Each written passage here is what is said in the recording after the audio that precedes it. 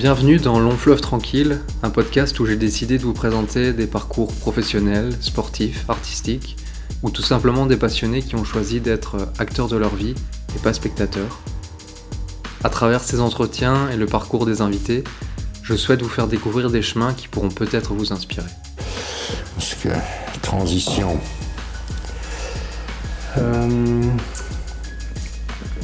On va pouvoir démarrer.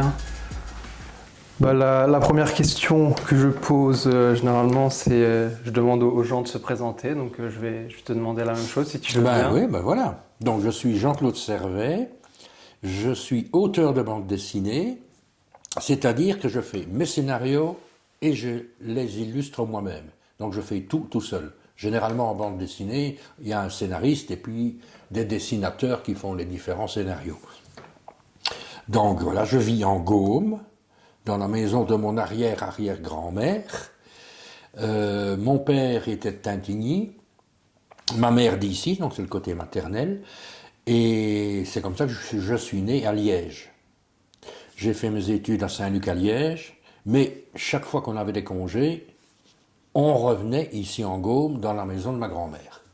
Et tous mes souvenirs d'enfance, d'adolescence sont ancrés sur Jamoigne, sur la Semoire, sur la Gaume. Et c'est pour ça qu'à l'âge de 20 ans, je suis venu vivre avec ma grand-mère, qui était seule parce que le grand-père était décédé un petit peu avant. Et puis j'ai commencé à dessiner et je suis professionnel depuis l'âge de 20 ans. Donc, Tu faisais pas de dessin en étant enfant Ah si, bien sûr. Oui, tu as déjà commencé tôt. Oui, j'ai fait ma première bande dessinée, j'avais 12 ans, mais je dessinais déjà. Si, j'ai toujours dessiné. Quand j'habitais à Hambourg, près de Liège, et je dessinais, les week-ends je dessinais. Saint-Luc, c'était vraiment une école de... C'est ça, après, c'est le niveau... Oui, c'est ça, c'est une école supérieure, mais de dessin. Mais non, c'est le niveau humanité, j'ai pas été plus loin. Okay. Non, je publiais déjà dans Spirou, dans des rubriques qu'on appelle... Les cartes blanches. Cartes blanches, voilà, tu as bien étudié, parce que, attention, avec l'âge, il me faut un petit temps pour que l'euro tombe. Et d'ailleurs, j'ai vu dans une interview de toi qu'on t'avait répondu, suite à l'envoi de ta carte blanche, que seuls les phylactères et le lettrage étaient professionnels. Non, c'est pas même ça. pas le lettrage. Ah, même pas le lettrage. Même pas le lettrage, c'est un copain qui le faisait. Donc il ne me restait plus que les phylactères. Ouais, mais j'avais 16-17 ans. Mais j'ai publié à l'âge de 18 ans. Donc, Pour les gens qui ne connaissent pas, les phylactères, c'est les bulles, c'est ça ? Les bulles, voilà. Avec les dialogues. Ouais. Et du coup, tu disais, pendant une petite semaine, tu as eu un coup de mou et puis tu t'es remis au travail. Ah oui, la passion était là. Ouais. Et je me suis acharné, puis j'ai publié. Et puis depuis, je n'arrête pas de dessiner, de raconter des histoires. Et j'ai été professionnel à l'âge de 20 ans, j'ai fait mon service militaire ici à Stockholm. Et j'ai rencontré Gérard Dewam, un professeur de français, qui lui était dans la caserne d'Arlon. C'est avec lui que tu as fait Tendre Violette. Voilà, et on était tous les deux pilules, comme on dit. Donc on était à l'infirmerie. Donc moi j'étais à l'infirmerie, avec moi il y avait un électricien, un bûcheron, comme infirmier. Enfin bon, faut pas chercher. Je crois qu'il était peut-être moi le plus délicat s'il y avait des piqûres. Et j'ai commencé à faire les premières planches de Tendre Violette sur base des discussions et du premier scénario de Dewam, alors que j'étais encore au service militaire. Et voilà, donc on avait causé de bande dessinée. Dewam habitait Iselle, et moi ici, et on faisait les allers-retours de la caserne. Au début, moi je les faisais à vélo. Ah oui. Ah ouais, tous les jours. Et puis j'ai rencontré Dewam, et puis finalement il me prenait en voiture, et c'est dans la voiture qu'on s'est mis à discuter de bande dessinée. Dewam était fort passionné de Claude Seignol, qui est un auteur français qui a travaillé beaucoup sur les légendes, les contes, les traditions, les histoires de paysans et autres. Et c'est comme ça qu'on a lancé Tendre Violette. Tes parents n'étaient pas du tout du milieu artistique ? Ah, pas du tout. Pas du tout. Mon père, ingénieur technicien, matheux, et alors évidemment c'était pas tellement... Ils craignaient quand même que je me lance dans ce métier-là, parce que c'est risqué, comme il n'était pas dans ce milieu-là. Et dans la famille, il y avait une jeune femme, artiste peintre, qui était assez renommée quand même, qui habitait Namur, qui a eu un prix de Rome, qui a quand même quelque chose d'important, et qui revenait de temps en temps ici dans la famille. Mais alors, c'était... Ça les a peut-être quand même un peu confortés en se disant, enfin, c'est peut-être quand même possible, non? Ah ben non, tout le contraire. Ah. Laisse-moi causer. Ben non, c'était une violette avant l'heure, cette femme. Ok. Alors, quand elle venait, elle faisait des tableaux, elle en vendait quelques-uns, et puis après, elle allait faire la bringue dans les bistrots avec les hommes. Et alors, être dessinateur dans la famille, c'était pas très bien vu. Son nom ne me revient pas comme ça reviendra peut-être. C'est terrible avec l'âge, moi il me faut 30 secondes pour que le nom revienne. Mais enfin, c'est pas grave, c'est quand même dans cet esprit-là que j'ai commencé à travailler. Mon père me disait, oui, mais essaye d'avoir un vrai métier, sois professeur de dessin et tu feras tes bandes dessinées à côté, quoi. Mais moi, je voulais faire ça à temps plein, évidemment, parce que surtout à l'époque, et le travail que demande une bande dessinée, c'est pas quelque chose que tu peux faire un peu sur le côté à la légère. Il faut s'investir à fond. C'est comme ça qu'on y arrive. Et je voulais absolument, absolument y arriver.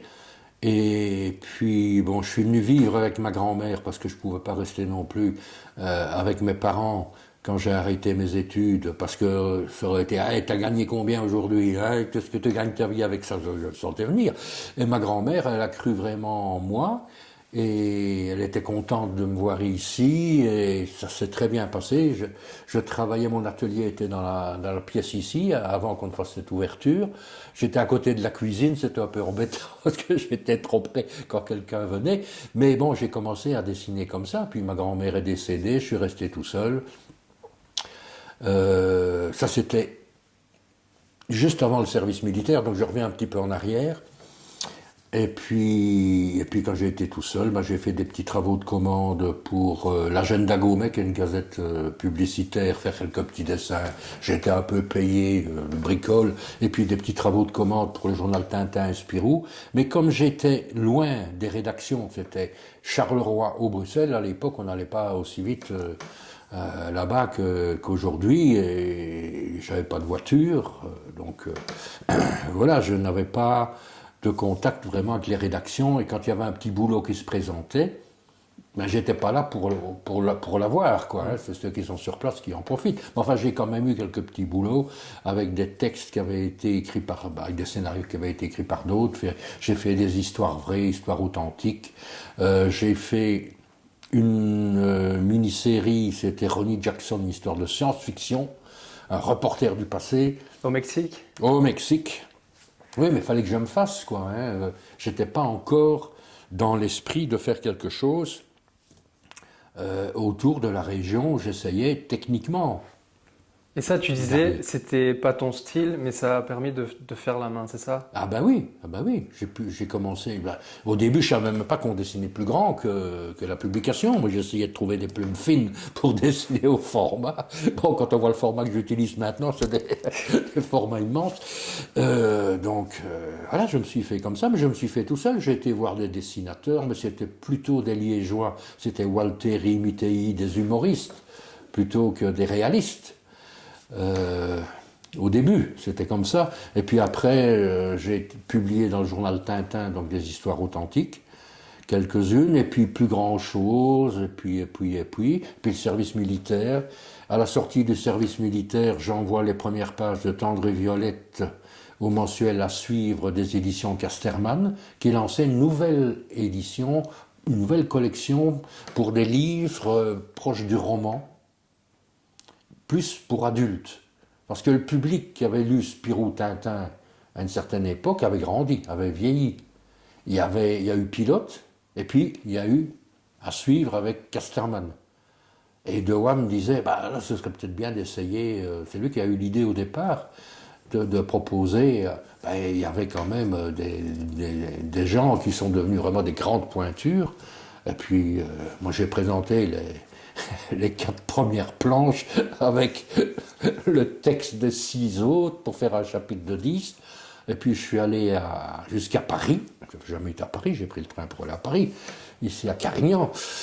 Et j'ai rencontré le rédacteur en chef de À Suivre, à la buvette de la gare de l'Est. Et puis, voilà, je l'ai rencontré. Ben, ça n'a pas duré longtemps, un quart d'heure. Bon, mais c'est bien ce que tu fais. Ben oui, ouais, je crois qu'il allait me dire, tu sais, ben, tu peux y aller. Il me dit, oh bon. Donc je me suis tapé tout le déplacement pour l'entendre à une demi-heure, aller un peu plus. Et non, vraiment, je ne m'attendais pas du tout à ça. Parce que souvent, quand tu es jeune, dans une maison d'édition ou quoi, je me dis, bah, ils vont nous dire de dessiner un peu de telle et telle manière. C'est ce que j'avais dans Spirou et dans Tintin. Hein. On me disait que tu ferais un peu une série style archi-cache chez Spirou, parce que c'était Malik qui dessinait ces histoires-là. Et c'était à la mode. Donc c'est comme ça que j'ai fait l'histoire de science-fiction qui était un petit peu dans cet esprit-là par le même scénariste. Et puis je me suis formé. Et puis en revenant ici, je me dis, bon, je faisais encore des histoires authentiques pour le journal Tintin, mais je n'avais pas de documentation, il n'y avait pas Internet, il n'y avait pas de bibliothèque ici.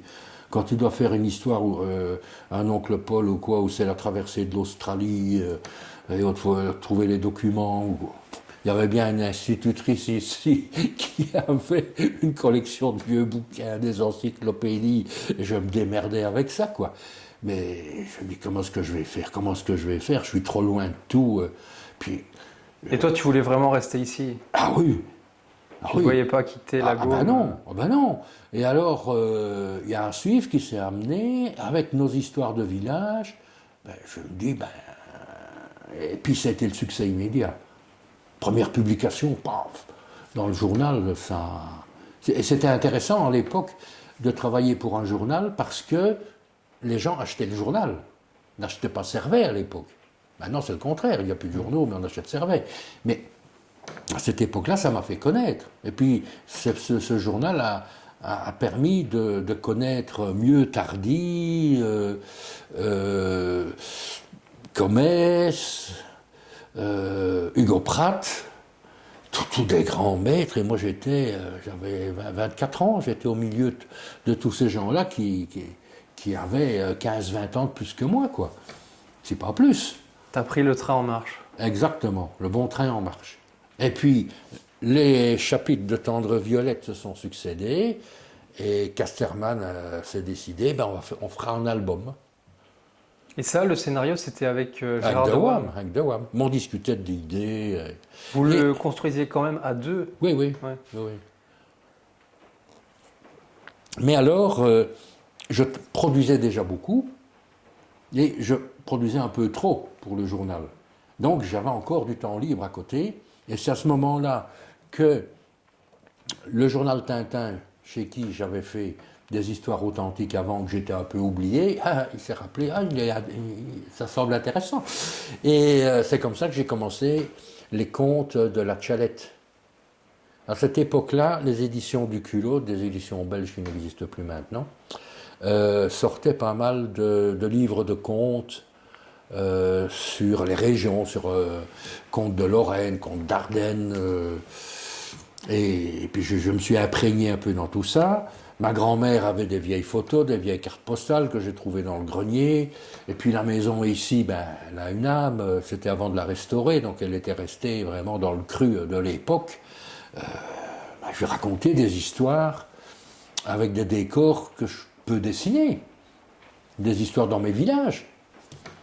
Et puis ça a été le succès immédiat. Donc finalement, ça a été ta force? Ça a été ma force. Mais à cette époque-là, il y avait déjà le rédacteur en chef de Tintin qui me disait, mais tu ne vas pas passer toute ta carrière à raconter tes petites histoires de village. Bon, voilà où j'en suis. Et justement, en préparant l'interview, j'ai vu que tu parlais du côté Gaume et Ardennes, où en Gaume, c'est plus l'imaginaire avec des fées, Et en Ardennes, Diable, Lutin, Ah bah oui. etc. Ah ben oui, ben écoute, en Gaume c'est le trou des fées, Mhm. en Ardennes c'est le trou du diable. Ouais. Ça résume. Ouais, ouais. Ben, le sol, le climat est plus rude. Ouais, c'est, Les personnes sont plus rudes en Ardennes qu'en Gaume. En Gaume c'est le midi, hein, on en il y a plus de rencontre. soleil. Le soleil, oui, le soleil de Gaume, on n'est pas gâté pour le moment. Hein. Oui, là, il pleut en ce moment. Bah oui, et pas un peu, c'est tout le temps. Oui, Je ne sais pas, ce mois chaque l'a fois. débordé, là. Bah oui, bah oui, bah oui, bah oui. Non, non, ça, on n'est pas gâté. Et même cette dernière semaine, dès qu'on regardait un peu la météo, il faisait bon dans le pays, et puis sauf la Gaume, parce que les nuages reviennent de France et puis ils remontent par chez nous, donc... mais non, c'est la Gaume, c'est mes souvenirs de jeunesse, c'est la forêt, c'est les balades à vélo, c'est la nature, la nature. Et donc, tu t'es beaucoup inspiré des contes et des légendes. Oui, je m'en inspire pour, toujours, hein, même encore aujourd'hui. Bon, plus tellement des contes de la région parce que j'ai tout consommé. Je fais que- Tu connais Mais- tout, là. Ah bah oui, oui, je ne peux pas refaire certaines histoires que j'ai faites dans la Tchalette. Et ça consommait beaucoup quand même, hein, ces albums-là qui étaient des nouvelles en fait. Donc c'est une idée qui n'était pas complètement développée. C'était ça. Mais c'est ça qui donne plus de part à l'imaginaire. C'est de ne pas trop développer certaines choses. Et comme ça, chacun fait un peu son histoire à sa manière, en fonction de ce que je donne. Avec Tendre Violette, tu as eu un prix en 1982, le Grand Prix Saint-Michel. Oui. C'est ton best-seller, Tendre Violette? Ah oui. Ouais. Et la Tchalette aussi. La Tchalette aussi? Oui, ça passe les 150 000 exemplaires chacun. Ah oui. Et tu sais si ça a été traduit Ah, Violette, il y a eu du portugais, il y a eu de l'anglais, il y a eu de... mais pas grand-chose d'autre. peut-être en néerlandais, non? Comment? Un peu néerlandais, non? Ah oui, néerlandais systématiquement, oui. Oui, je ne l'ai pas dit, mais je ne le compte pas le néerlandais. Parce qu'on est en Belgique. C'est systématiquement traduit en néerlandais.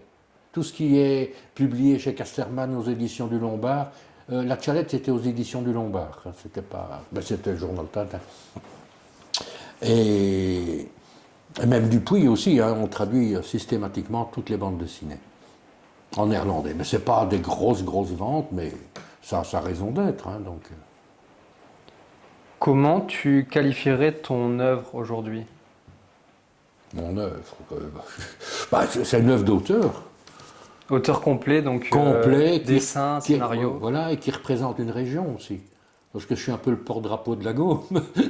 Ça revient souvent. Je suis très connu ici.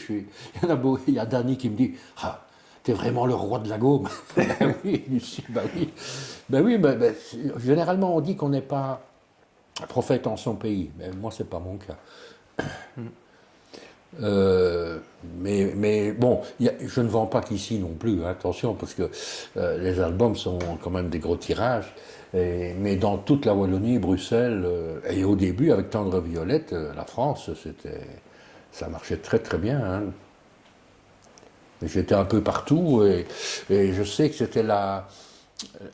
On découvrait une bande dessinée adulte à l'époque. Et Tendre Violette. Les albums, j'en ai vu, qu'on m'a fait dédicacer quelques années après, qui étaient dans un état épouvantable, tellement ça avait été prêté à l'un et à l'autre.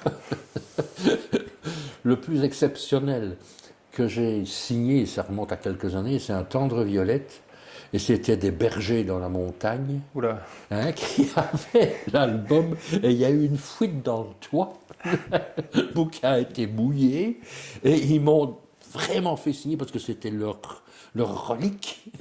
Et la reliure était toute verte, moisie. Quand je l'ai ouvert, ça sentait le champignon. Ah, c'était encore humide. Non, ça avait séché. Mais ça avait séché. Tu vois, c'était non, c'était plus vert, c'était vert, quoi. Tu vois, c'était comme un peu un lichen. Ça sentait le champignon. Ouais. Le fait que tu aies fait ton service militaire, bon maintenant il n'y en a plus, même si on est en train d'en reparler. Tu penses que ça t'a apporté quelque chose? Non, rien du tout, si ce Rien n'est du que la tout. rencontre avec The Wham qui a permis ce déclic. Il n'y avait pas ce côté brassage un peu social où tu rencontres? Non. T'as pas ressenti ça? Je me suis planqué, moi. Ah oui, tu t'es bloqué. Bah tiens, bah oui. Et j'ai eu de la chance le commandant a appris 15 jours avant ma démob que j'étais dessinateur. Alors il me fait venir dans son bureau. Alors moi j'arrive là-bas. À l'époque, je me baladais avec une pâquerette dans la bouche. Mais il y en avait plein autour. Alors, mais qu'est-ce que c'est que ça? Non, il me fallait ça, l'uniforme, il fallait que je mette une petite griffe personnelle. Et puis, il m'explique plein de choses et tout ça. En fait, il voulait que je redessine tous les plans de... La caserne? Pas de la caserne, de toutes les manœuvres qu'ils allaient faire avec les tanks, avec les machins. Ah oui, la mission, la stratégie. Je l'ai échappé. Et je dis, ben oui, je sais bien, mais vous savez, dans 15 jours, je suis plus là. Ouf. Eh ben. Est-ce que quand tu dessines, tu racontes un monde comme tu aimerais qu'il soit? Ou alors c'est purement via ta source? Ah, non, c'est mis à ma sauce. Hein. Ouais. C'est mis à ma sauce. Donc, mais mes sources, je vais les chercher. Il me faut quelque chose. Sinon, je répéterai tous les jours la même chose. Et puis, bon, tu as des Hugo Pratt et tout ça qui racontent des histoires parce qu'ils ont voyagé. Mais moi, non, j'ai voyagé ici. J'ai beaucoup voyagé sur un tout petit territoire, à pied, à vélo. Je fais du VTT. Avant, je faisais du vélo de route. Mais maintenant, sur les routes maintenant, ouais, c'est oublie. Hein. Fréquenté. Hein. Ah ben, et puis les trous, il faut le VTT pour aller sur la route. Hein. Qu'est-ce qu'on disait? La question, c'était est-ce que tu racontes un monde comme tu aimerais qu'il soit dans tes histoires? Je dénonce certaines choses, ouais. Mais j'idéalise. Parce que je montre le beau. J'ai pas peur de montrer le beau. Parce que souvent, tu sais, quand tu es à Paris et tout ça, présenter le beau, montrer des choses gentilles et tout ça, c'est considéré comme... ça fait un peu naïf. Ça fait naïf. T'as un film là maintenant qui cartonne, c'est Le Chant des Forêts. Ah mais je vais le voir demain avec ma grand-mère. C'est extraordinaire. De Vincent Munier. Oui. Eh bien, lui, il explique qu'il veut montrer le beau. Eh bien, moi, c'est pareil. Et je trouve que on a des atomes crochus, on ne se connaît pas encore, mais je voudrais bien le rencontrer parce que, en fait, il habite du côté du Haut-du-Taux, dans les Vosges. Hein, ça, je le sais par l'homme qui tient les jardins de Bernadette. Je ne sais pas si tu... Non, pour ceux qui connaissent un peu, c'est au Haut-du-Taux. Et Vincent Munier a acheté la maison de sa belle-mère. Donc je sais qu'il est dans le coin et le gars qui tient le jardin, c'est des plantes médicinales, des arômes et tout ça, il connaît mes bandes dessinées. Ah. Donc tu vois le rapport. Et j'avais une fermette depuis 25-30 ans que j'avais achetée, c'est du côté de Gérardmer, juste à côté. Et maintenant c'est mon deuxième fils. Qui vit là-bas depuis 7-8 ans, qui a repris la maison, qui fait du fromage, qui fait de la bière pour un fermier. Sa compagne est à la clinique vétérinaire de Gérardmer. Mais je connais tout ce coin-là et j'ai vu le film, c'est somptueux. C'est somptueux. Et c'est des choses simples. Moi, je travaille de la même manière avec des choses simples, avec ce qu'on a à portée de main. T'as pas lu La Panthère des Neiges? Ben oui. Ouais, tu l'as lu? Mais j'ai pas lu, j'ai vu le film. Okay. J'ai eu le livre, mais je n'ai pas, comme j'ai vu le film. Okay. Non, mais ici, il part de chez lui, et il montre ce qu'il a autour de lui. Et c'est ce que je fais. Ouais, c'est vrai. Et avec, mais comme ça passe par notre filtre, tant lui que moi, ça prend une autre dimension. Ouais, c'est une façon de voir les choses, un regard, un point de vue. Ah bien sûr, et lui, il a fait très lent son film, c'est contemplatif parce que il reste des heures à observer, à attendre qu'une bestiole passe. Mais il a un sens artistique extraordinaire que les autres photographes animaliers n'ont pas. Et il recrée une ambiance, et c'est ce que je fais avec mes bandes dessinées. Je prends des photos, mais quand ça passe par ma main, ça devient autre chose, mais on reconnaît plus ou moins ce que c'est, mais c'est à ma manière. Et là, le film, c'est pareil. Ouais, c'est pareil, et là, c'est exceptionnel. Tu transmets une émotion, un sentiment, quelque chose, quoi. Il y a quelque chose qui passe. Mais c'est parce que j'ai la liberté de pouvoir faire ce que je veux. Parce que j'ai eu la chance, dès le départ, de vendre beaucoup et d'être crédible pour les éditeurs. Pour donc là, ils t'emmerdent plus? Ah ben, ils ne m'emmerdent plus. Ben, ils ne m'ont jamais emmerdé. Ouais. Non, mais ça... Parce que ça a marché tout de suite. Oui, c'est mais ça. Parce qu'il faut vendre. Il faut être conscient quand même de ça aussi. Il ne suffit pas de faire des trucs qu'on a rêvé, qu'on va faire comme ça. Si tu veux gagner ta vie avec ça, il faut que tu vendes. Mais si tu fais le contraire, que tu veux vendre, et que tu vas dire que tu vas faire un peu de ceci, un peu de cela, pour que ça marche, ça ne marchera pas. Oui, ça Et doit c'est de la fabrication. Ça doit d'abord être la passion, Ah et ben, puis bien l'argent sûr. peut venir éventuellement après. Ben, Mais... il vient après, et c'est ça ma liberté. C'est que j'ai suffisamment de ventes pour rapporter des sous à l'éditeur. Ouais. Bon, ce qui n'est plus le cas maintenant, hein, parce que les ventes sont dégringolées, mes contrats ne sont plus aussi bons que ce qu'ils étaient avant. Mais de toute façon, je suis pensionné, je n'ai pas besoin d'argent, c'est pas ça, je continue à travailler, mais ce n'est plus cette grande époque dont j'ai parlé au début. Pour le moment, à la bande dessinée, il y a une telle production. En France, je n'existe plus, alors que j'ai encore un public, mais c'est parce que les librairies, ce sont des chaînes de librairies qui engagent des jeunes qui vendent du manga, de l'heroic fantasy, des choses comme ça. Moi, j'existe plus. Mais ici, bien ancré dans ma région, dans la Wallonie, j'existe toujours à Bruxelles. Je suis dans les vitrines des galeries de la Reine, à Bruxelles, m'a-t-on dit, quand je fais une nouveauté. Donc j'existe toujours, et c'est ça qui me motive et qui me pousse à continuer à raconter, parce que j'ai un public. Quand je vais à la foire du livre à Bruxelles, je vais y aller encore cette année, j'ai beaucoup de monde qui vient vers moi, parce que les gens connaissent la région et ils se retrouvent par rapport à ce que je raconte de ma vision, de ma région. Ils retrouvent des souvenirs aussi de eux qui sont venus quand ils étaient scouts, à l'époque où les scouts étaient encore plus nature que maintenant, plutôt que casier de Jupiler. Oui. Donc voilà. Cet été, j'en ai vu avec des frigos dans la prairie. Ben oui, ben le casier de Jupiler. Non, c'est de la masse maintenant, c'est moins cher.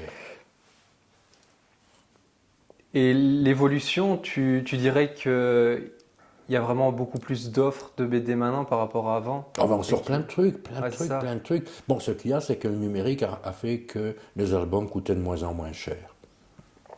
Parce qu'avant, pour éditer un album couleur, en dessous de 10 000 exemplaires, avec cartonné et tout ça, il n'y a que les grosses maisons qui pouvaient le faire. Et avec des titres qui permettaient ce tirage-là. Maintenant, il y a des albums qui sont tirés. La moyenne de vente actuellement d'un album, c'est 3500 exemplaires. Ah oui. Et tu ne peux pas gagner ta vie avec ça. Ah oui. Et c'est parce que c'est que numérique? Ben, ça coûte moins cher, et puis il y a trop de monde sur le marché. Ouais. Et ce qu'il y a, c'est qu'on change de génération, mais ça a été très brusque quand même. Alors en France, tu discutes avec les libraires ou quoi, je ne sais pas s'ils connaissent Hergé, s'ils connaissent Giraud, s'ils connaissent Franquin. Hein. Ils viennent même des auteurs qui ont 45 ans ou quoi, ils viennent du Club Dorothée avec Dragon Ball. Ben oui, ils ne connaissent pas la base de la bande dessinée. Et je me suis intéressé à ce qu'il y avait avant. Moi, je suis déjà de la génération après. Mais maintenant, c'est encore... Et même les journalistes et autres, je sais pas. Bon, je fonctionne tout seul avec mon public, mais au niveau des journalistes, je n'ai plus... on ne parle pas... Mais il y en a beaucoup qui me disent, j'ai déjà fait la remarque à certains journalistes à Angoulême, ben vous ne parlez jamais de moi dans vos rubriques et tout ça. Ben oui, mais tu sors un bouquin tous les ans. Moi, j'ai dit, C'est trop bien. pour eux. C'est bien, vous favorisez les auteurs fainéants qui en sortent un tous les 5 ans. Ça, c'est un événement, mais moi, qui en sortent tous les ans. Et puis en plus, ils ne sont pas tous du même tonneau, parce que dans mes histoires, il n'y a pas que le conte. J'ai des bandes dessinées qui sont historiques, comme Orwell, Godefroy de Bouillon, mais à ma sauce, évidemment, hein, des personnages que j'ai glissés dedans. J'en ai où c'est complètement fantastique. Il y en a où ce sont des histoires de bandits d'Ardennes, c'est très différent des histoires. J'ai vu aussi le chemin de Compostelle. Le chemin de Compostelle, là, c'est une tentative que j'avais fait pour aller un peu découvrir le patrimoine français. Ça a bien marché en Belgique, mais en France, c'était à bide. Alors que je faisais ça, moi, justement, pour pouvoir retrouver le public français. Et c'est l'éditeur qui m'a dit, attends, t'as fait 4 albums, on va voir s'il y aura encore une demande. Mais le premier, ça a bien marché, on l'a réimprimé, puis ça n'a fait que de descendre. Et j'avais des gens qui me disaient, oui, mais Compostelle, c'est trop... Les arguments de ceux qui aimaient ou qui n'aimaient pas étaient les mêmes. Il y en a qui me disaient, c'est historique, c'est trop long et tout ça. Il y en a qui me disaient, on apprend plein de choses. On me disait, c'est trop lent. Mais c'est au rythme de la marche. Et si on n'accepte pas ce rythme-là, forcément, on ne peut pas rentrer là-dedans. Mais on est dans une société maintenant, quand on voit tous les feuilletons qu'on voit à la télé, tout dit la même chose, et puis ça passe à une vitesse, et puis ça défile, t'as même pas le temps de réfléchir pour essayer de te rendre compte que on te fait croire à des conneries que tu ne peux pas vérifier, et on repasse à autre chose. On est submergé d'informations. Oui, et puis maintenant, les jeunes, il n'y en a aucun qui regarde les informations. Ils ont des informations sur Internet. Ouais. Ils n'ont que quelques mots sur quelque chose qui est une interprétation. Et de gens qui mettent des informations sans être professionnels, qui n'ont pas vérifié ce qu'ils disent. Ça, Et ils interprètent comment? Ils ne connaissent pas. Je ne sais pas où on va. Oui, les sources sont beaucoup moins vérifiées. Elles ne sont pas vérifiées du tout. C'est n'importe quoi. Oui, et c'est vraiment l'instantané, et puis... sur un coup, on ne vérifie pas. Hop, on y va. Et c'est avoir la nouvelle tout de suite. Et puis la quantité d'informations, il y en a toutes les 10 secondes, quoi. Oui, non, c'est pas... Bon, je regarde quand même les infos, mais je me demande encore, oui, mon épouse me dit pourquoi tu les regardes encore. Mais j'essaye quand même d'être encore au courant, parce que comme je suis déjà quand même dans mon monde à moi, pendant toute la journée, j'essaye de retomber un peu dans la réalité, mais... Waouh! J'ai vraiment pas envie de faire une histoire qui se passe aujourd'hui. Si, peut-être une histoire qui se passe aujourd'hui, mais revenir à faire un lien avec le passé, montrer, pas le passé, un lien avec la nature, et être... Tu penses qu'on a perdu ce lien avec la nature? Complètement. Ouais. Quand je vois encore Trump là maintenant qui va, tout ce qui avait été signé pour le réchauffement climatique, l'émission de gaz à effet de serre et tout ça, il raye tout ça. Tchac, tout ce qu'Obama avait fait. C'est hallucinant. Alors on nous fait croire, les voitures, qu'il faut acheter des voitures comme ceci, comme cela, qu'il faut mettre des panneaux photovoltaïques et des éoliennes partout, et tout le bazar. Mais il y a des trucs, c'est du n'importe quoi. Il y a de la finance derrière tout ça. Oui, il y a beaucoup d'intérêt dans tous les sens. L'intérêt, il est plus mais il faut trouver des gens qui financent ça. Mais il n'y a aucune... C'est pas raisonnable. Allez, les voitures, qu'est-ce qu'on peut acheter comme voiture aujourd'hui? Moi, je suis toujours avec mon vieux diesel et je le garde, c'est une Volkswagen. Moi, j'ai eu un problème avec l'AdBlue il n'y a pas longtemps. J'ai eu une panne à cause de ça. À cause de quoi? De l'AdBlue. L'AdBlue. C'était l'urée, le petit réservoir d'urée qu'ils mettent pour moins polluer avec le diesel. Mais du coup, ça a tendance à cristalliser, surtout avec les changements de température. Et quand ça cristallise et que c'est bloqué, ta voiture se met en sécurité et tu ne sais plus démarrer, tu ne sais plus rien faire. Moi, c'est toujours mon vieux diesel qui fonctionne bien. Je vois que je consomme de moins en moins cette voiture, parce que je roule sans doute plus cool. Et puis on disait l'essence, finalement ça pollue autant. Les voitures électriques pour les produire, il faut déjà polluer combien. Ouais. Et puis on nous fait croire ça, et puis il faut faire ça. Et comme je suis en société, voiture de société, il fallait ci, il fallait ça. Oh, va te faire foutre, moi je continue. Pour reprendre son vélo. Ah, j'ai un vélo électrique quand même. Maintenant, à mon âge, il me faut bien une prothèse.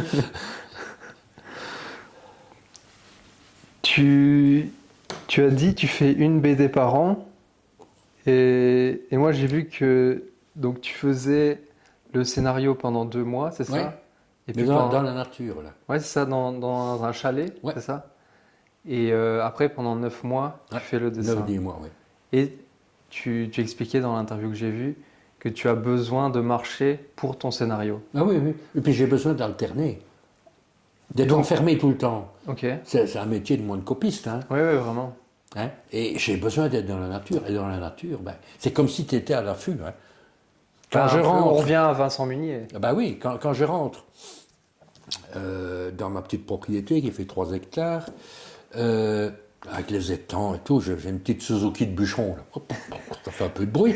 Bon, je chasse tous les animaux, évidemment, en arrivant comme ça.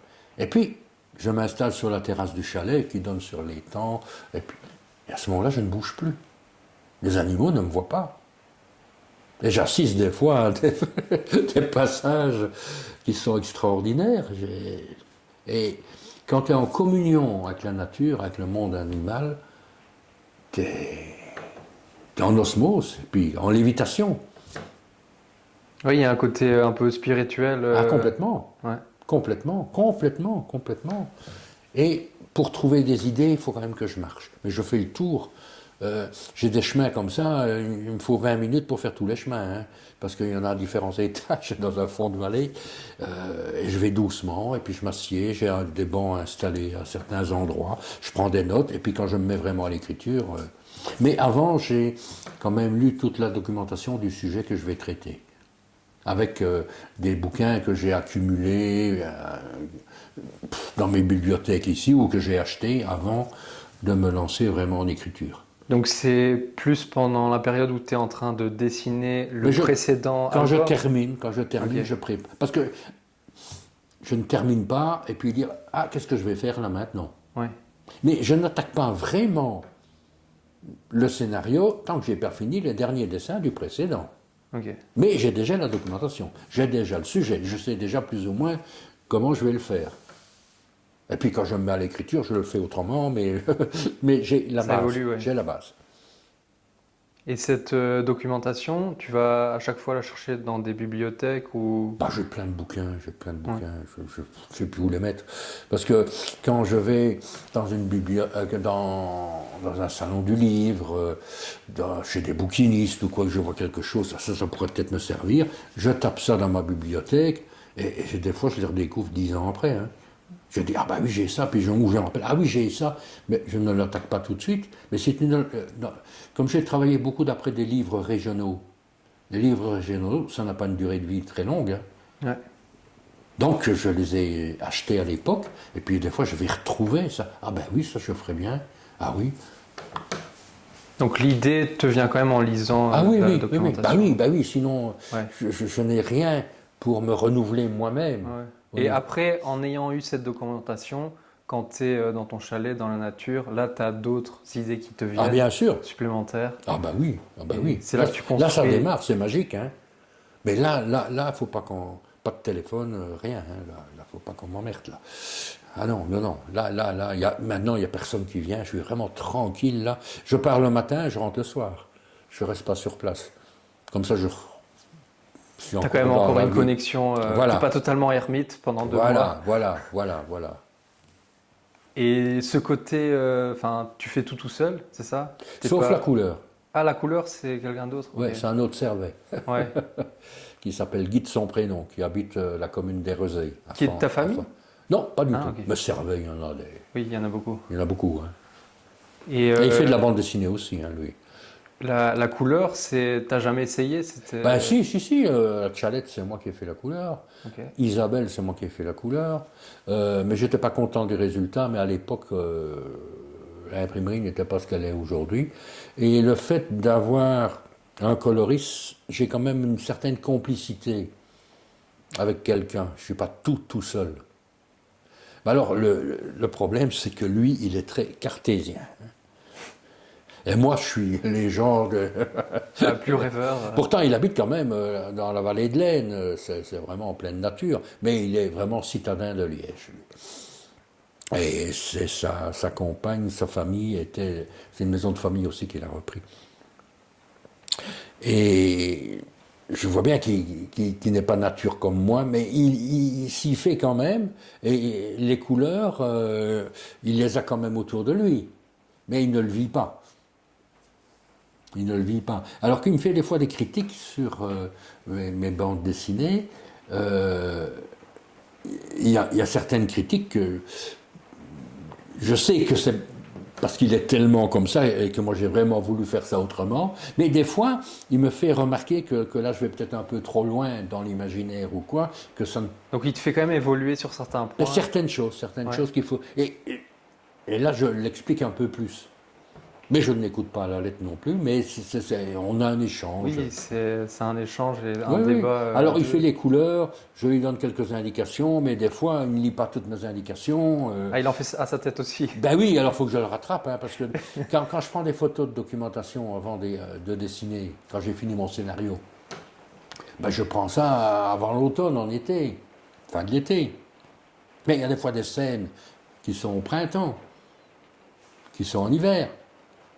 En hiver, il y a une différence quand même dans la végétation. Mais dans la forêt, printemps, été, automne, si tu prends des photos noires et blancs, c'est un peu la même chose. Ouais. Au niveau des couleurs, c'est pas la même chose. Alors moi, j'ai des photos, des fois je fais une scène d'automne avec une photo de printemps, ou l'inverse. Ouais. Hein? Je dis c'est le printemps, printemps, tu mets du jaune, tu mets du vert, tu mets pas du rouille, du rouge. Bien, alors, des fois, il me reprend des couleurs du document que je lui ai mis, alors que j'ai mis, c'est le printemps. Ah, ben, j'ai tout pas est lu. vert. Ben non, et il reprend mes feuilles d'automne alors que je parle du printemps, des premières pousses. J'ai dit, mais t'as pas lu? Ah ben non, j'ai pas lu, j'ai trouvé que c'était joli. Ouais, oui. Le problème, c'est que je vérifie ces couleurs, mais avec un décalage de 2 mois, quoi. Ah ouais, parce qu'en fait, je travaille en noir et blanc, je transmets ça à Dupuis qui tire les scans et qui les transmet au coloriste. Et moi, j'ai fait des indications de couleurs sur des photocopies, je colorie les personnages au crayon de couleur grossièrement et je joins les photos qui m'ont servi de document, en mettant c'est la nuit, c'est le jour, parce que je n'ai pas la photo qui correspond évidemment, mais j'ai la structure. Toi, c'est que sur papier, après tu fais un scan. Ah, c'est pas moi qui le fais, c'est Dupuis qui le fait faire. Ah, ok. Donc tu envoies les planches. Ouais. Et eux, ils le scannent. Et c'est que crayon sur la planche? Ouais, c'est que crayon pour le moment. Pas pour le moment. Avant, c'était à l'encre.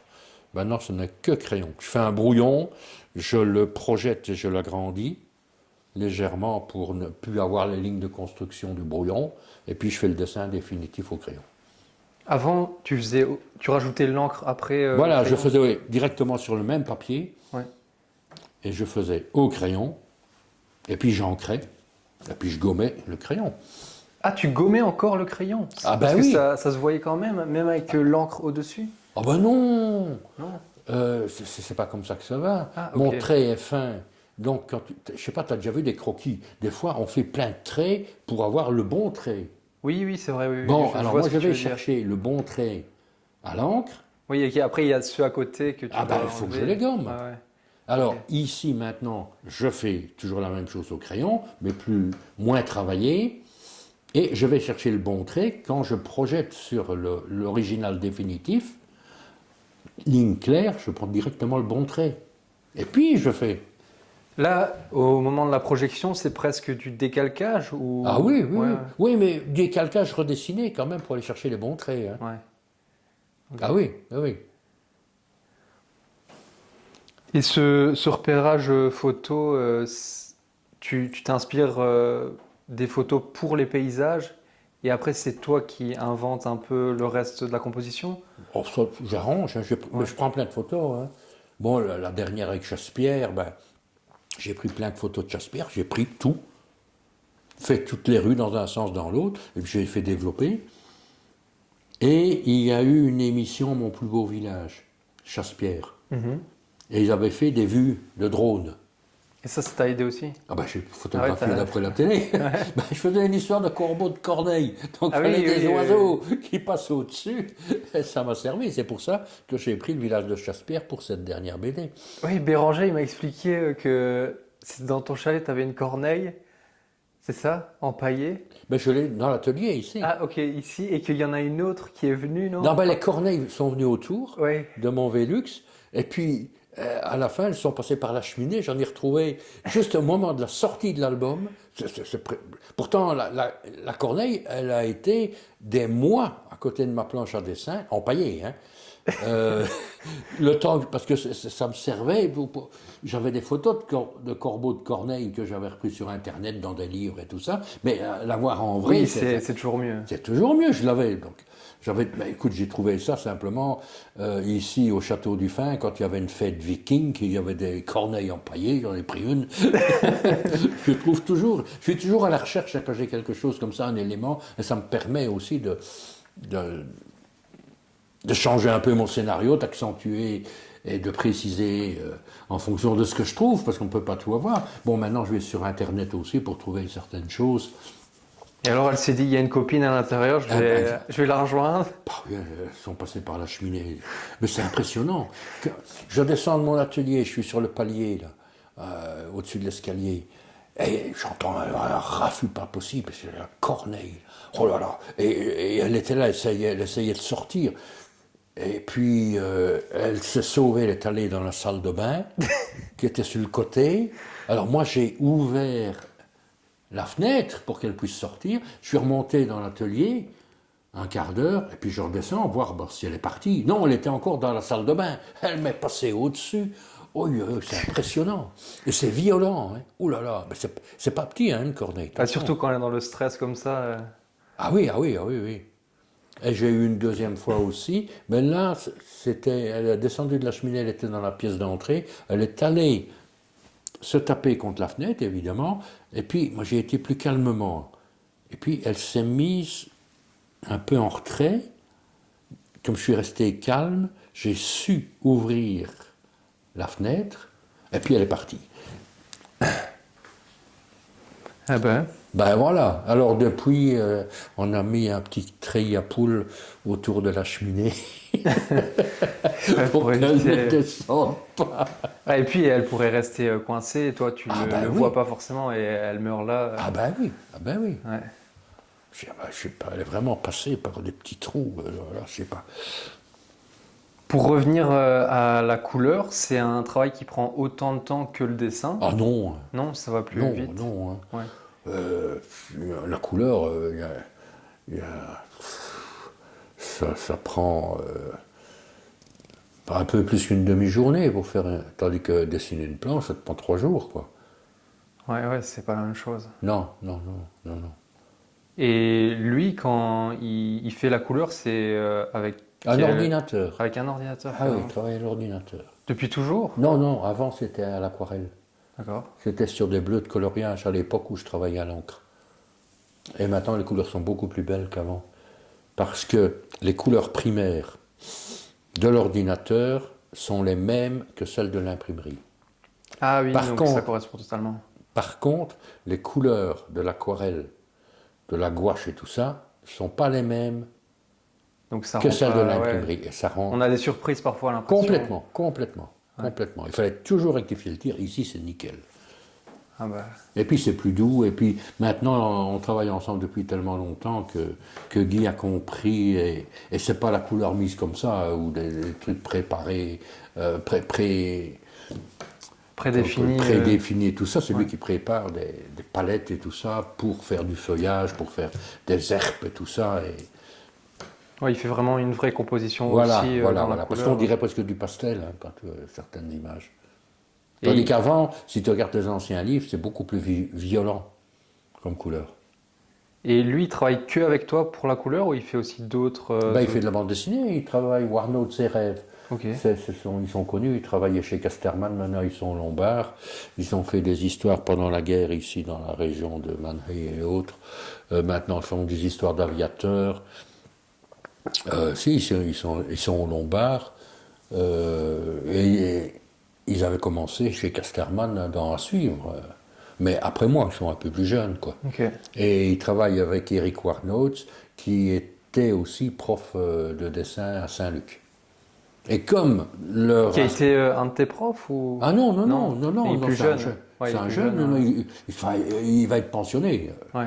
Je dis c'est un jeune, plus jeune que moi, moins vieux, disons bien les choses. Et ça se prêtait bien aussi pour Guy Servet, quand son collègue travaillait à l'école et tout ça, ben, il faisait mes couleurs. Il y a des périodes, il fait le mois de juin, quand Warnots, ben, ça va être la dernière année parce qu'il va être pensionné, donc ils vont changer leur rythme de production. Il avait les travaux de fin d'année à faire avec les étudiants et tout ça, donc il ne pouvait plus travailler. Et pour faire la mise en couleur, ça prend 1 mois et demi, et moi il me faut 9 mois pour le dessiner, et plus l'écriture, donc c'est quand même un travail plus important. Pas le même travail. Et comme ça, Rêve termine l'album vraiment au mois de juin, quand l'autre, son collègue, ne pouvait pas travailler avec lui, ça convenait très bien. Et c'est pour ça que je sortais un album tous les ans, à ce rythme-là. Moi, j'écrivais dans mon chalet à la belle saison. Voilà, Ouais, ça se goupillait bien. Ben voilà, mais maintenant je vais un peu arrêter parce que je ne pourrais pas continuer à travailler à ce rythme-là, il faut s'en faire une raison. Et donc tu vas essayer d'étaler un peu plus les albums ou... Je ne sais pas encore Je sais pas. exactement. Ben, ce qu'il y a, c'est que je vais continuer quand même à sortir un album aux fêtes. Parce que c'est devenu comme une institution. Tu vois, comme Amélie Nothomb sort un livre toujours à la rentrée. Moi, c'était toujours Georges Simenon aussi, il en faisait beaucoup. Ah ben, c'était au mois d'octobre, Amélie, c'était dès le début septembre, et c'était devenu une habitude. Et ici, c'est devenu une habitude. Le dernier Servet, on sait que c'est à cette époque-là, on l'achète pour les fêtes, et les gens vont en librairie. Je ne sais pas quel est le pourcentage de ventes qui se font sur cette période-là au niveau de la bande dessinée, c'est énorme. Hein. Mais seulement, il y en a tellement, ça foisonne, qu'il faut faire sa place, quoi. Et comme moi, j'ai pu faire ma place, il ne faut pas que je le perde. Alors, tu vas quand même essayer de continuer à garder la fréquence un peu, non? Ah oui, Ouais. mais je sauterai peut-être une année, quoi, Ah, de d'accord. temps en temps. C'est ce que je vais faire. Je voulais sortir au printemps et tout ça, puis les anciens m'ont dit non, ne fais pas ça, parce que ton public est habitué à ça, saute plutôt une année et ressort, fait une réédition ou quelque chose comme ça. Mais physiquement, je suis quand même un peu usé par le métier. Donc il faut... Mais je continuerai, quitte à avoir des planches d'avance et sauter une année sur deux, quoi, tu vois. Une fois faire une année, oui, sauter une année, et puis après refaire 2 ans où ça sort au moment des fêtes, et alterner comme ça, je sais pas. Tant que je peux. Parce que, enfin, quand je vois certains collègues, il y en a certains, 85 ans, ils continuent à travailler. Hein, donc, Bah, la passion, il y a, Ah ben oui. on en revient toujours à ça. C'est ce qui... Tout le monde ne comprend pas ça. Hein, Ouais, ben faut être passionné, il je a pense. fallu le temps, moi, pour éduquer la famille ici. Hein, qu'il fallait qu'on me foute la paix. C'est ton petit métier. Les gens me disaient, ah, ça va ton petit métier. Les gens ne se rendent pas compte du temps qu'on passe à travailler et qu'il faut qu'on soit conditionné. Oui, il faut vraiment... on se livre totalement à la tâche, c'est une sorte Voilà, d'abnégation. c'est un peu égoïste, je le reconnais, mais... Et d'un autre côté, on ne peut pas être bon ou donner tout ce qu'on a si on ne fait pas ça. On ne fait pas ça en touriste, non. Oui, c'est ça. Non. Il faut tout donner. Ben, surtout comme je le fais, quoi. Parce que tu as des dessinateurs qui illustrent des scénarios, hein, avec des scénaristes qui leur fournissent les pages de texte au fur et à mesure. Donc ils ne connaissent presque pas l'histoire. Si, dans les grandes lignes. Mais moi, je ne peux pas travailler comme ça. Moi, je raconte moi-même, il faut que je... Ouais, tu es habité par ton histoire. Ah bah oui.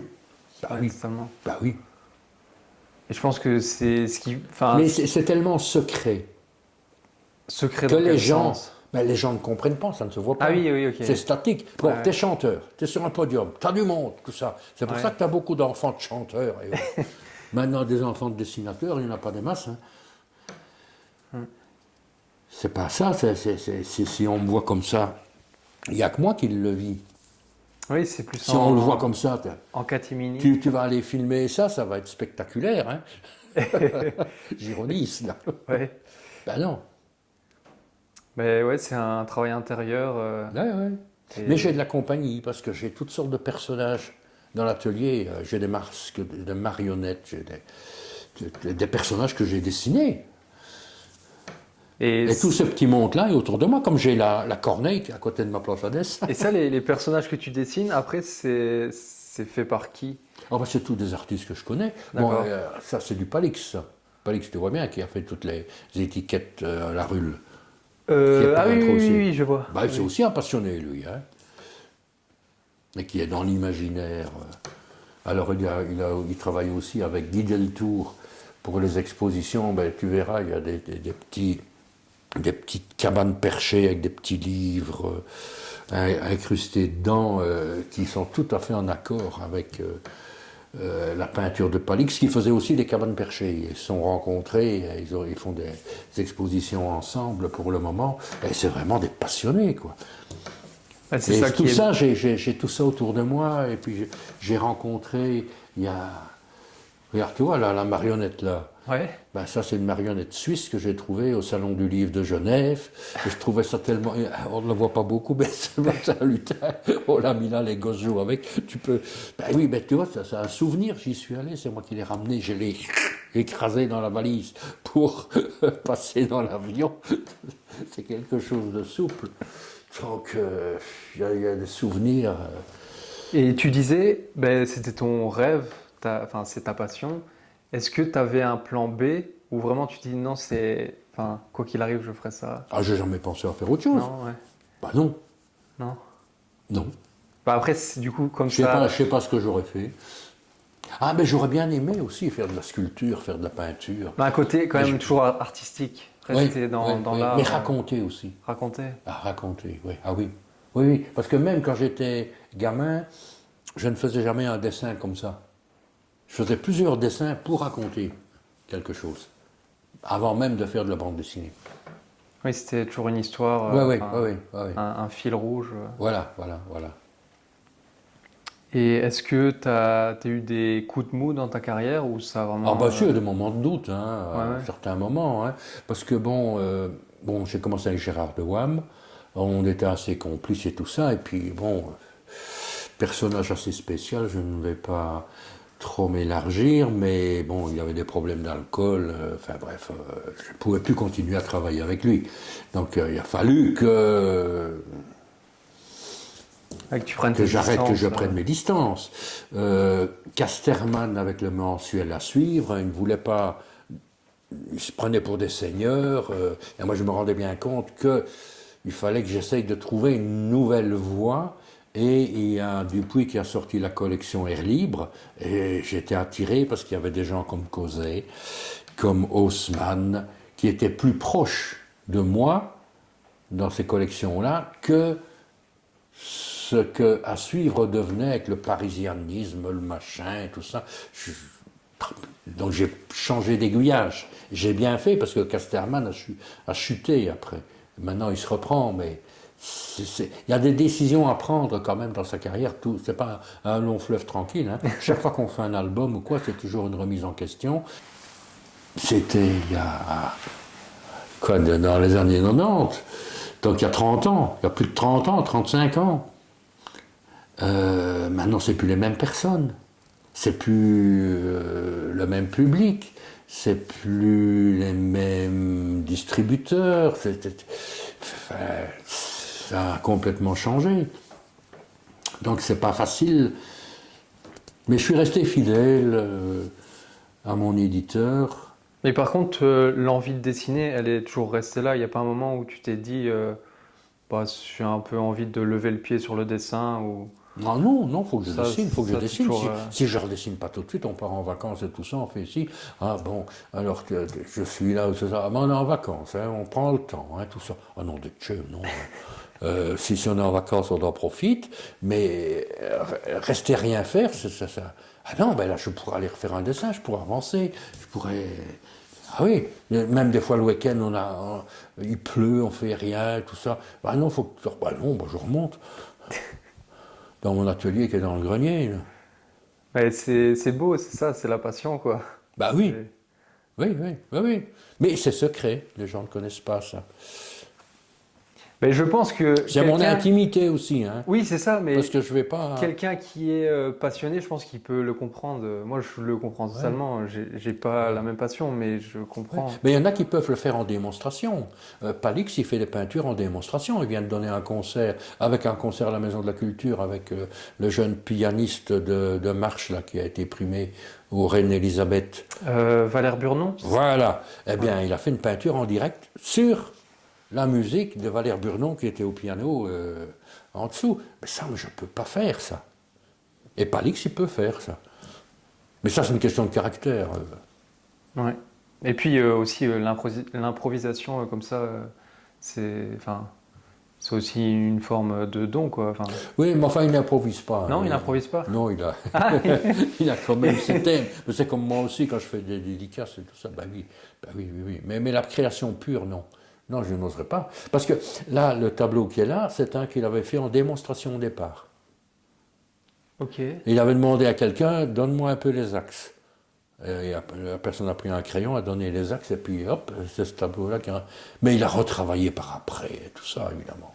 Mais ça, non, je ne peux pas. Il ne faut pas qu'on me dise s'il faut... non, ça, je ne peux pas. Mais Palix l'adapte, et puis il pousse aussi, quand c'est en démonstration, il a déjà conçu plus ou moins comment il allait construire le truc. Hein, Oui, il l'a en tête. oui, mais même si je l'ai en tête, je ne saurais pas le faire avec des gens autour de moi. Non, c'est une question de caractère. Oui, t'as besoin de te retrouver avec toi-même et le fait de savoir qu'il y a des gens autour, Ah non, je ne saurais pas. ça t'empêche de... En dédicace, quand je fais des dessins, c'est des dessins, le crayon connaît le chemin. Hein. Oui, c'est comme une signature. Ouais, oui, mais une dédicace, c'est ça. Hein. Ouais. Il y a des gens qui arrivent à faire en dédicace des beaux dessins, des trucs, mais on n'est pas là pour ça. Moi, je suis là pour discuter avec le public, et puis je fais un dessin qui est une griffe que je donne, mais ça va très vite. Hein. Alors finalement, ça a une gestuelle qui impressionne, parce que tout de suite, ça sort. Mais c'est des modèles que j'ai en main. Tu penses que quelqu'un qui ne sait pas dessiner, avec un peu d'apprentissage, etc., il peut devenir un bon dessinateur? Ou faut avoir une forme de don? Et il faut un don, mais il faut le travailler. Hein. Ouais. Parce que moi, j'en ai connu qui étaient hyper doués à Saint-Luc et tout ça, et qui n'ont jamais rien fait, et qui ne feront jamais rien. Hein. Ah non, parce qu'ils n'ont pas travaillé. Ah non, faut être passionné. Il y en a qui... Il ne faut pas être trop doué. Si tu es trop doué, c'est trop facile. C'est comme un footballeur. S'il est trop doué, s'il ne s'entraîne pas, s'il ne se remet pas en question, qu'il se prend pour une vedette, il y en a beaucoup qui tombent. Hein. Ouais. Bah après, ce qui fait les gens exceptionnels, c'est ceux qui sont doués et en même temps acharnés de travail. Et qui arrivent à, Ah bah oui, mais c'est à un jongler tout. avec les deux. Ouais. C'est un tout. C'est un tout.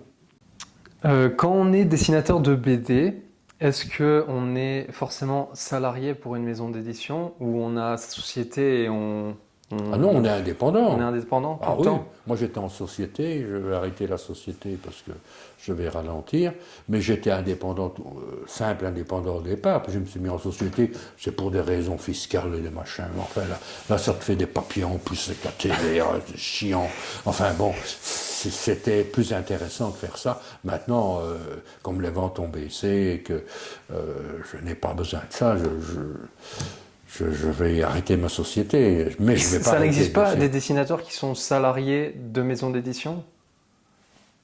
Enfin, genre, ils ont un contrat qui est périodique et... Non. Non, c'est toujours... Ouais. Peut-être à une époque, il y en a peut-être eu. Ok. Il y en a qui avaient un fixe régulièrement mais ils étaient indépendants quand même. Ouais. Et puis c'était redéduit des ventes après. Ouais. Bref. Un peu comme on appelle ça dans la littérature, les avaloirs, c'est ça? Ouais, ouais, des avances sur droit. Ouais. Mais il fallait arriver à un chiffre d'affaires intéressant. J'aurais déjà dû, mais si, c'est préparé, c'est prévu pour le mois de juin que je termine. Ça se fait pas du jour au lendemain non plus. Il faut que ça se prépare. J'en ai parlé à mon comptable et il comprend très bien. Et beaucoup de collègues ont arrêté d'être en société, quoi, parce que finalement, ça ne rapporte plus rien que du boulot en plus, Ouais. et que même le contraire, quoi. Et comme les revenus ne sont plus les mêmes, il y en a beaucoup des médecins qui se sont mis en société, tout ça. Il y en a qui ont hésité à le faire parce que c'est une question. Moi, je l'ai fait à une époque où je gagnais très bien, donc c'était intéressant. Mais depuis quelques années, à mon avis, tous les frais que j'ai à côté, je paye moins d'impôts, mais tous les frais que je paye à côté, donc ça. Et puis c'est pas ça qui m'a. C'est parce que c'était parti comme ça, et puis que j'ai un bon comptable qui est spécialisé dans le domaine, Qui s'occupe d'artistes? de bande dessinée. Ah, vraiment, bande dessinée? Carrément. Ah ok. oui, oui, oui, oui. Alors j'avais une paix royale de ce côté-là. Malheureusement, ce comptable est décédé maintenant. Mais enfin. C'était un Belge? Oui, oui, oui. Ouais. Mais c'était un Namur à Jambes. Hein, Ok. Parce qu'ici, en province de Luxembourg, il n'y a que moi qui faisais ça. Hein. Il y a Stedo aussi. Mais lui aussi, il est chez le même comptable que moi. Parce qu'il vaut mieux avoir un comptable qui connaisse vraiment le métier par l'expérience des autres et d'en avoir plusieurs. Tu as des comptables qui se spécialisent ici dans les agriculteurs, dans les médecins et autres, parce qu'ils savent comment on fait. Et l'expérience d'un collègue permet d'avoir des répercussions sur l'autre. Et c'est vrai que... Oui, et puis la comptabilité, c'est tellement compliqué que si tu te spécialises pas, c'est impossible. Enfin, tu peux être généraliste, mais alors tu vas faire genre le boulanger, le boucher, des trucs un peu faciles, quoi. Mais moi, auteur de BD, c'est... Oui, c'est trop spécifique. Ah bah oui, bah oui. Mais disons que moi, tout est déclaré, parce que chaque fois des droits d'auteur, de ce que me paye l'éditeur. Ouais, mais oui. Mais je peux pas faire de noir. Ben non, c'est de temps en temps un truc pour... J'aurais peut-être un casier d'Orval si je fais l'affiche de la fête de machin truc. Ça, je déclare pas. Mais bon. Est-ce que tu cherches encore à te prouver des choses à toi-même? Oui. Ouais. Chaque BD, c'est un défi que je me lance. Par le choix du sujet. Je le découvre moi-même et je le fais passer après. Sinon, si je ronronne tout le temps... Il faut sortir de sa zone de confort, sinon... Ah oui, oui. Mais pas trop non plus. Avec Compostelle, ça n'a pas... Moi, ça m'a passionné parce que j'allais sur place. Hein. T'as fait la marche Ah non, je n'ai pas fait la marche. Moi, j'ai pas le temps. Il faut que je sois à ma planche à dessin, une fille. Et là, Mais je partais pendant une dizaine de jours, après avoir préparé vraiment toute ma documentation, sur le terrain, et déjà préparé un peu le scénario, et j'allais prendre des photos de tout ce qu'il y avait autour. Je suis allé sur place, mais en voiture. Est-ce que tu penses que l'art peut ralentir la disparition d'un monde ou d'une époque, d'une société? Ah là, oui, mais il faut encore s'intéresser à l'art. Il faut avoir la sensibilité pour l'art. Bah oui. Ouais. Quand tu vois tout ce qu'on passe à la télé, les feuilletons, c'est hallucinant. Meurtre. C'est toujours ça, meurtre, ceci, meurtre là. Et j'ai vu à la RTB, ils font la publicité. On a telle chaîne, on a audio, Ovio, machin, truc. On peut repasser toutes les séries, tout cela pour votre détente. Et quand tu vois ce que c'est, meurtre à Montélimar, meurtre à Dinan, meurtre à ci, meurtre à ça, pour votre détente. Oh nom de Dieu, c'est hallucinant. C'est hallucinant. Moi, ce que j'aimais bien, c'était les petits meurtres d'Agatha Christie. Ah oui, mais ça date de quand, ça? Oui, c'est vieux. Et ça marche toujours. Ça, c'est intelligent. Ici, les feuilletons, ils sont tous les mêmes. Oui, c'est toujours des histoires avec une petite jeunette qui vient de la ville, qui arrive dans dans une commune où tu as un vieux capitaine ronchon qui connaît mieux qu'elle et tout le bazar, alors tu as une espèce de sauvage ou quoi qui est soupçonné, tu as une bonne femme qui a été égorgée sur la plage. En fait, ceux qui écrivent ça, ils ont un cahier des charges. Et il faut qu'il y ait ceci, qu'il y ait cela, qu'il y ait cela. Alors quand c'est filmé, tu vois un peu des paysages, hein, de Montélimar, de machin, tout ça, et puis après tout se passe dans les bureaux et tout ça, et ces cadrés-là, c'est des têtes qui parlent. C'est passionnant. C'est hallucinant. Ou, allez, allume ta télé sur le coup de 6 heures, tu as des jeux où tu as tous ces feuilletons-là qui... Mais c'est hallucinant, et les gens sont pris par ça. Mais c'est bien monté, parce qu'il y a un rythme, tu n'as pas le temps. Mais c'est pas de l'art, tu n'apprends rien, tu découvres rien. T'es scotché, t'es accroché à un truc. Et c'est fait à faible... ça coûte pas bien cher pour faire ça. Bah oui, c'est du roman, c'est même pas du roman photo. C'est hallucinant, et ça marche. Ça marche, je comprends pas. Peut-être les gens qui n'ont que ça à faire, je sais pas. Ben oui, mais ils peuvent s'intéresser à l'art. Il y en a combien qui vont dans les salles d'exposition voir des choses, qui vont voir des trucs. Bah, c'est pas la majorité des gens. Ben non. D'ailleurs, pour parler des expositions, tu en as fait beaucoup, avec des planches. Ah bah oui, mais j'en ai une à Bruxelles à partir de la semaine prochaine. Et justement, les expos rétrospectives, j'en ai fait une très très belle. C'était avec le musée de Picon-Rue, à Bastogne. Et c'était malheureusement au moment du Covid. Donc on a dû la couper, la redémarrer et tout ça. Mais alors elle avait été tellement bien faite que je leur ai laissé les originaux en dépôt. Et maintenant, ils les prêtent à différents musées, associations, centres culturels. Il y a eu notamment à Grune, près de Nassogne, une exposition dans une école. Eh bien, c'est eux qui ont été mettre les planches, et c'était avec des photographes animaliers comme Philippe Moès et autres qui étaient dans les différents villages, et c'était vraiment très très chouette.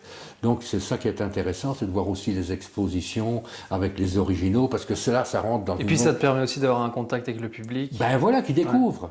Ouais. Qui découvre.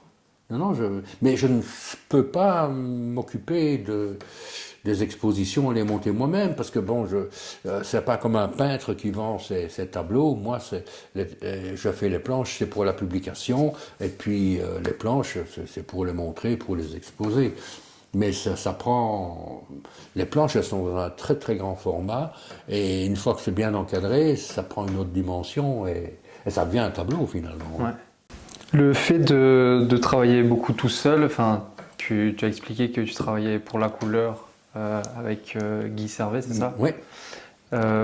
Tu dirais que tu es plutôt quelqu'un de solitaire, enfin que tu as besoin de... J'ai besoin de solitude. Ouais. Ah oui. Quand on part en vacances, on est en famille et tout ça, et qu'il y en a à gauche, à droite et tout ça, il y en a qui vivent à leur rythme. On est en vacances, on traîne dans l'eau, ça m'énerve. Tu as besoin d'un moment dans la journée où tu es... Ah oui, il faut que je me sauve. Ouais. J'aime bien rencontrer les gens. Hein. Ça, il n'y a pas de problème. Mais tout le temps, il y en a qui ont besoin d'avoir tout le temps quelqu'un autour d'eux. Moi, pas. Ouais, tout le temps sollicité, c'est quelque chose qui pompe ton énergie. Ah oui, et puis que ce soit les autres qui imposent leur rythme. Ouais. Mais moi, je n'essaie pas d'imposer le rythme aux autres, moi j'ai mon rythme à moi. Bah après, c'est un bon caractère pour être dessinateur, quoi. Ah bah oui. Il y en a qui ne peuvent pas parce que il faut être comme ça. Ouais. Faut être comme ça. Sinon, t'es pas authentique, t'es pas entier. Oui, et puis tu te disperses peut-être un peu trop. Bah oui. Si t'as pas ce caractère-là. Non. Il y en a qui sont touche à tout, qui font 36 choses. Mon fils Béranger, il aime bien de chipoter un peu à tout. Il fait du sport, s'occupe de nature, et il passe un machin à l'autre. Et il est trop nerveux. Bon. Et il y a aucun de tes enfants qui a eu cette fibre pour le dessin? Il y a ma fille qui est infographiste. Quand même un peu en lien. Voilà, un peu en lien. Mais je vois que maintenant, mes petits-enfants, il y en a qui dessinent pas mal. Hein. Ah oui, qui sont intéressés et qui remarquent ça. Ce qui n'était pas le cas de mes enfants. Ouais, pas du tout. Mes enfants, ça les énervait. Surtout quand on téléphonait et tout ça. Pour moi, parce que ça encore. Non, ça les énervait plus qu'autre chose.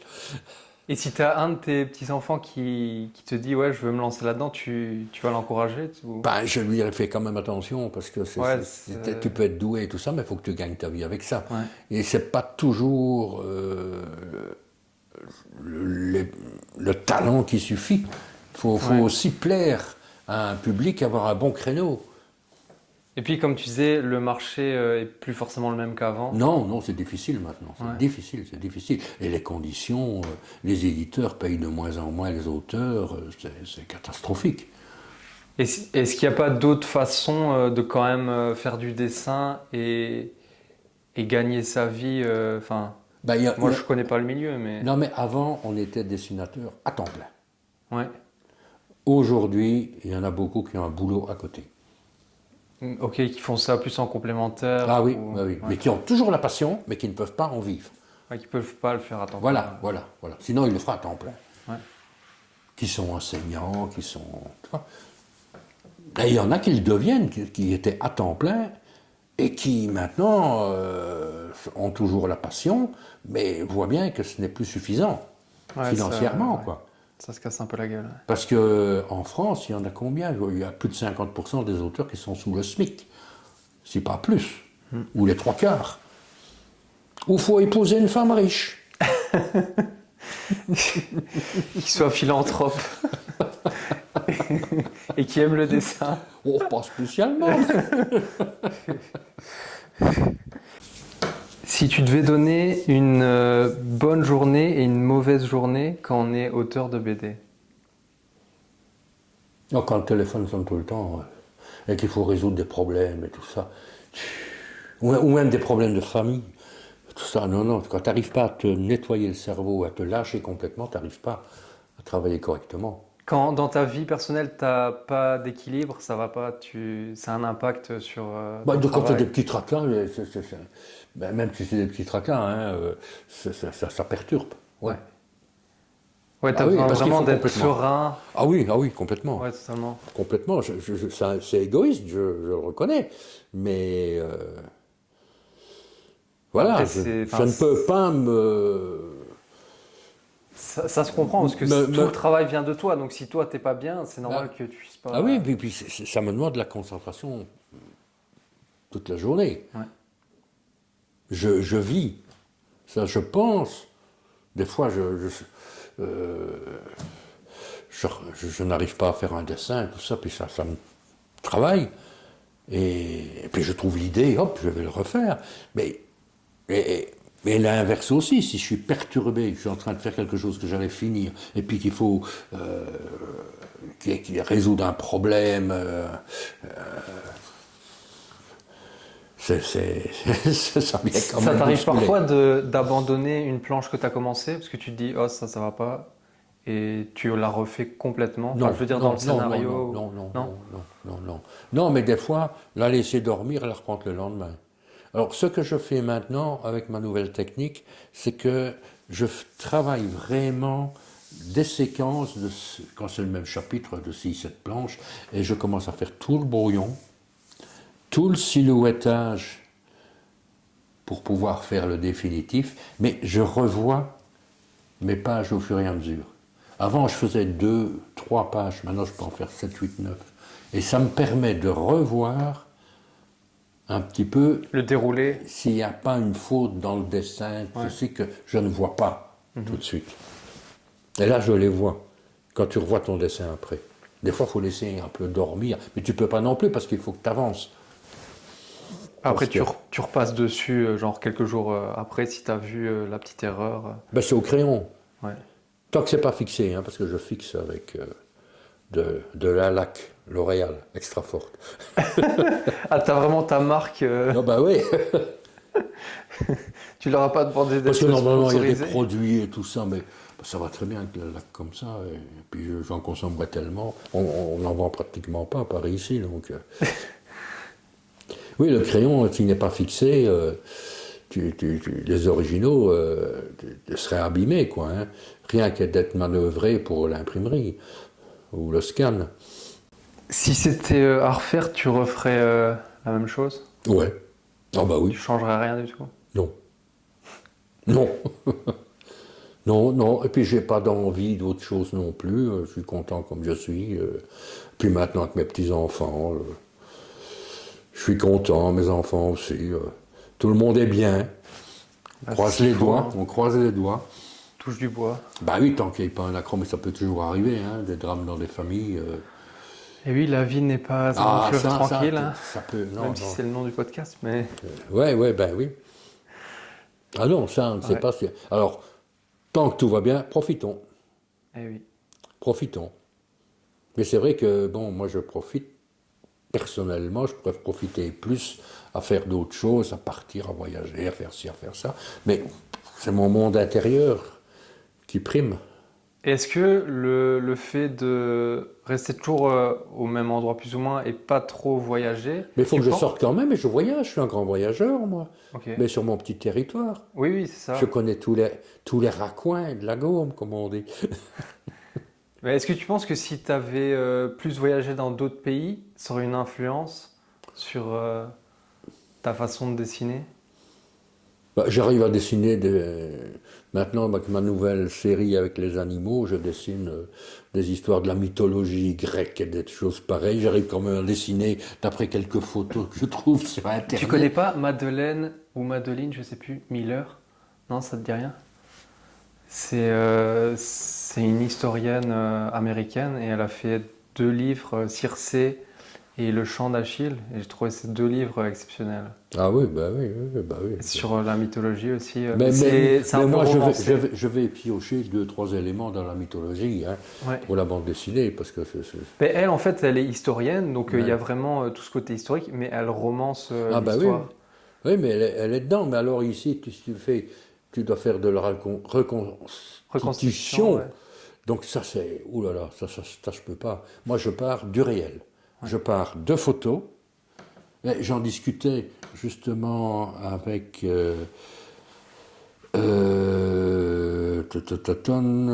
Alicia Morette de TV Lux qui fait les émissions littéraires.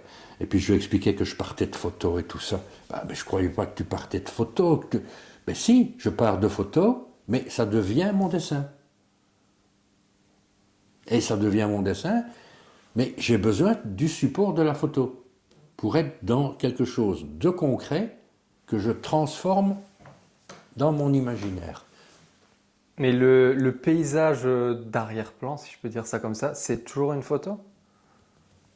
Dans une planche? Pour ça dépend, il y a des trucs, c'est des paysages, je peux en inventer un peu, mais j'ai des photos de chemins de campagne, de forêt, Ah si. Même un arbre. Les animaux aussi? Ah oui, hein. Ouais. Ah oui, les photographes animaliers. Ouais. Ah oui. C'est pour ça que tu connais bien Vincent Munier. Ben, je ne le connais pas. Non, mais tu connais son travail, quoi. Ben, je le connais, c'est par les Vosges. Ouais. Maintenant, il éclate. On m'en parlait hein, dans les Vosges. Et puis, finalement, j'ai vu que j'avais acheté un de ses premiers bouquins, un peu comme ça par hasard, que j'avais trouvé intéressant. Puis, ben, c'est Vincent Munier, justement, qui avait sorti ça il y a des années. Si tu devais donner un livre qui a marqué ta vie et une personne qui a marqué ta vie, tu peux en donner plusieurs si tu as plusieurs livres ou plusieurs personnes en tête. Oh, des livres, c'est souvent des bandes dessinées, évidemment. Ah bah oui, c'est très bien. Mais au niveau roman, ce que j'avais lu quand j'étais jeune, c'était Le vieil homme et la mer.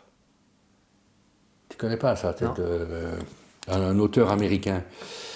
Et c'est vraiment une histoire de pêche en mer et tout ça contre un gros poisson. Je ne sais plus exactement comment c'est, mais c'était vraiment quelque chose de passionnant. C'est de la science-fiction ou... Ah non, pas du tout. C'est vraiment du réel, du vécu.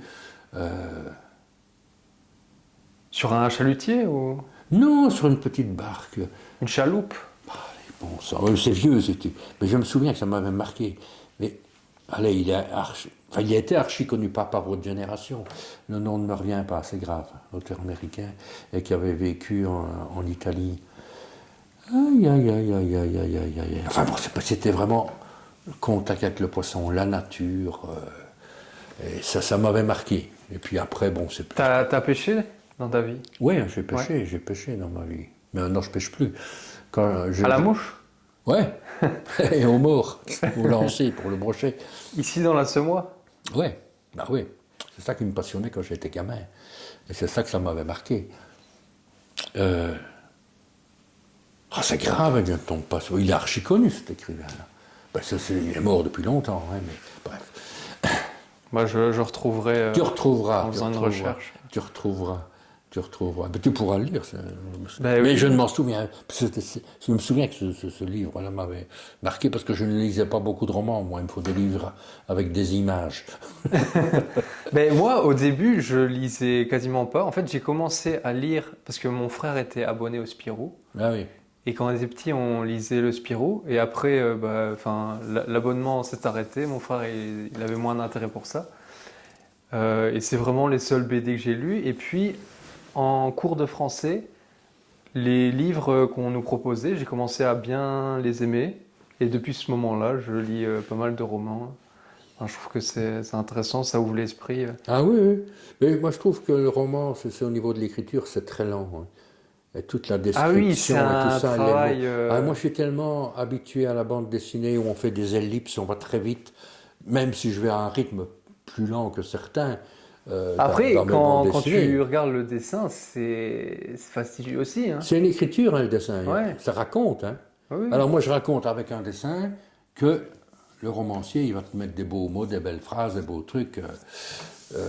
Parce que je pense pas que ce soit plus facile à faire une BD qu'un roman. Ah non, il y a le dessin à faire. Hein. Oui, c'est ça. Ah oui, un roman, tu peux, si maintenant il t'écrivait des romans Oui, en 8-15 jours, une BD, tu peux pas faire ça en 8-15 jours, c'est pas possible. C'est pas possible. Ouais. Et une personne qui a marqué ta vie, si tu as quelqu'un en tête?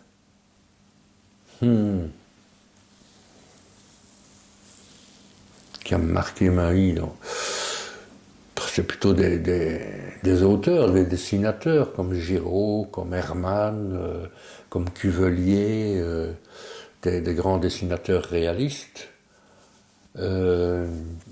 Quelqu'un personnellement, mon épouse qui a marqué un peu ma vie quand même, et on continue, c'était un peu... Elle avait un peu un physique de Violette, mais sans son caractère. Tu t'es inspiré d'elle pour créer Tendre Violette? Ça ressemble un peu, c'est mon style de femme que je dessine, mais pas du tout dans le côté sensuel, érotique, revendicatrice. Tu dirais que ton œuvre, elle est plutôt féministe? Oui, mais pas revendicatrice. Pas au niveau c'est pas politique, quoi. C'est pas politique. J'ai beaucoup de femmes qui se retrouvent dans mes bandes dessinées, dans ma façon de faire, de les dessiner, parce que ça, c'est un dessin sensuel qui respecte la femme. Ouais. Je fais mes femmes, elles sont... il y a des femmes qui sont nues dans la forêt. Définition d'une fée, elle est habillée d'un voile de brume. J'ai fait ça, moi. Mais c'est jamais malsain. Par contre, il y a des dessinateurs que je connais, ils dessinaient une petite culotte, c'était malsain. Ça, c'est dans la tête, hein, ça dépend de ce qu'on ressent, mais j'aime voir de belles femmes, de les dessiner, c'est sensuel. Ouais. Pour conclure, en mot de la fin, je dirais, comme disait Stendhal, quel bonheur d'avoir pour métier sa passion. Ah, ça, je suis un des privilégiés. Il y a peu de gens qui font un métier qu'ils aiment. Ouais. Mais je vois dans mes enfants, ils sont contents de leur métier. Quand je vois Béranger, il est heureux comme tout, là. Il est passionné aussi. Il est passionné. Mon fils qui vit dans les Vosges, il est passionné aussi à faire du fromage, à faire de sa bière, à restaurer la maison qu'il a reprise. Et ma fille, elle travaille quand même pour la mise en page d'un journal un peu écolo-nature au Grand-Duché de Luxembourg pour sensibiliser un peu la protection de la nature. Donc finalement, elle a un peu ce côté-là aussi, mais... Tous tes enfants sont en lien quand même avec la nature, j'ai l'impression. Non? Ouais. Je pense que c'est ce que tu leur as... Peut-être moins ma fille comme ça, directement. Je travaille pour ce moi, je connais juste journal-là. Béranger totalement. Ah ben oui. Oui, ben, mais de toute façon, le deuxième qui fait de la bière, là, il vit en pleine nature aussi, Oui. là, Ouais, dans dans la les Vosges, maison qu'on avait dans les Vosges. Et tu penses que tu leur as transmis Ah ben oui, cet amour de la nature? mais au niveau dessin, Béranger, il fait des pattes de mouche. Hein. Mais tu sais que je lui avais fait un dessin, parce qu'on m'avait fait découvrir le lac de la Haute-Sûre, on allait courir là-bas. Ah oui. Et je trouvais ça super joli. Et pour le remercier, je lui ai fait un dessin, et ça l'a fait rire. Ah bon? Je te le montrerai après si tu veux. Ah ben ouais. Ben, merci beaucoup Jean-Luc pour cette Jean-Claude. Ouh là là. Voilà, mais il y en a beaucoup, Excuse-moi. c'est l'époque des Jean-Luc, des Jean-Paul, des Jean-Pierre, Ouais, Jean-Claude. Jean-Claude Servet. Ben, merci beaucoup pour l'entretien. D'avoir accepté C'était de agréable, participer. c'était bien préparé aussi, donc Merci. un bon moment. Merci d'avoir écouté cet épisode jusqu'à la fin. Si vous l'avez aimé, vous pouvez vous abonner. C'est ce qui permet au podcast de se développer. Et si jamais vous souhaitez participer ou que vous avez des idées d'invités, n'hésitez pas à me contacter. C'était Louis Delattre. À bientôt.